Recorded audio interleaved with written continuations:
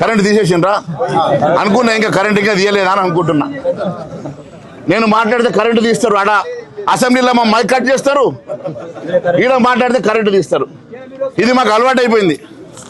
పంటలకు బీమా ఇస్తానని చెప్పేసి మోసం చేసిన మాట వాస్తవం కాదని అడుగుతున్నా. ధరణి పోర్టల్ రద్దు చేసి కొత్త రెవెన్యూ వ్యవస్థ తెస్తాన్నావు, పోడు భూములకు మరి పట్టాలు ఇస్తామని చెప్పినావు, అనేక హామీలు ఇచ్చినావు కదా రేవంత్ రెడ్డి, అవన్నీ మర్చిపోయినావని అడుగుతా ఉన్నా. మరి ఈరోజు పంట నష్టపోతే రైతు ఎవరికి చెప్పుకోలేని పరిస్థితి. అధిక వర్షాల ద్వారా ఒకవైపు డ్రౌట్ ద్వారా పంట నష్టం జరిగితే పట్టించుకునే నాదుడు లేడు. ఫసల్ బీమా యోజన కేంద్ర ప్రభుత్వం అన్ని రాష్ట్రాల్లో అమలు చేస్తూ ఉంటే కనీసం ఫసల్ బీమాలో మీరు జాయిన్ కావాలన్నటువంటి ధ్యాస కూడా లేనటువంటి ప్రభుత్వం, రైతులను నిండుగా నిట్టేటా ముంచినటువంటి ప్రభుత్వం, ఇచ్చిన హామీ ఒక్కటి కూడా నెరవేర్చిన ప్రభుత్వం, ఏ రైతుల ఓట్లతోటో గద్దెనెక్కినవో ఆ రైతులను నట్టేటా ముంచినటువంటి ప్రభుత్వాన్ని ప్రశ్నిస్తా ఉన్నాం. ఎట్టి పరిస్థితుల్లో మీరు చివరి ధాన్యం కొనుగోలు చేసే వరకు, మీరు ఇచ్చిన మాట ప్రకారం చివరి ధాన్యం కొనుగోలు చేసే వరకు భారతీయ జనతా పార్టీ మీ మెడలు వంచుతుంది, మీ ఇదే రకంగా మిమ్మల్ని వెంబడిస్తారని తెలియజేస్తా ఉన్నాను. మేము వస్తున్నామంటే లారీలు వస్తున్నాయట.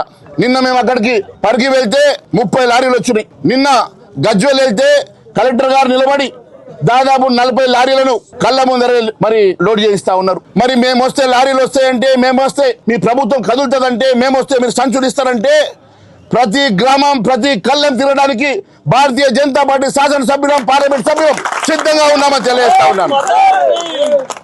మా భారతీయ జనతా పార్టీ నాయకులమందరం కలిసి వస్తాం, ప్రతి గ్రామం తిరుగుతాం. మరి రైతులకు న్యాయం జరుగుతుందంటే ఈ విధంగా ఖచ్చితంగా వారి వెంట నడుస్తాం, రైతుల పక్షాన నిలబడతాం, రైతుల పక్షాన పోరాటం చేస్తాం.